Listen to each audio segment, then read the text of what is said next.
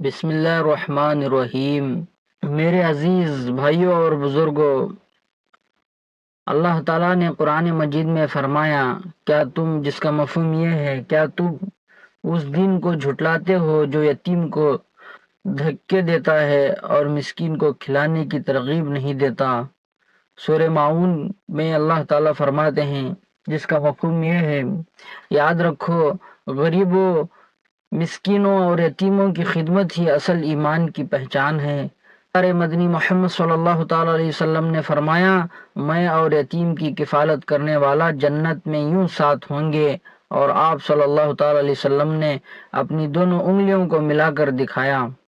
آج ہمارے معاشرے میں کتنے یتیم بچے ہیں جن کے سروں پر والدین کا سایہ نہیں، کتنی بیوائی ہیں جو اپنے بچوں کا پیٹ بھرنے کے لیے ترس رہی ہیں، کتنے غریب اور مظلوم ہیں جو 2 وقت کی روٹی کے لیے ہاتھ پھیلا رہے ہیں۔ بھائیوں، یہ ہماری ذمہ داری ہے کہ ہم ان کے لیے کھڑے ہوں، اپنی دولت، اپنی طاقت، اپنا وقت اللہ کے بندوں کی خدمت میں لگاؤ۔ یاد رکھو، جو غریب کی مدد کرتا ہے، اللہ اس کے گھر میں برکتیں نازل کرتا ہے۔ جو یتیم کے سر پر ہاتھ رکھتا ہے، اللہ اس کے گناہوں کو معاف کرتا ہے۔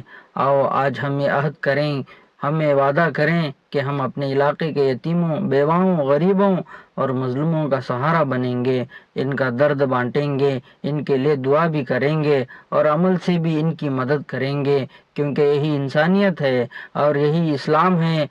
اللہ کے بندوں کی خدمت کرو، یتیموں کے سر پر سایہ بنو، مظلوموں کے لیے آواز بنو، یہی دین ہے، یہی ایمان ہے۔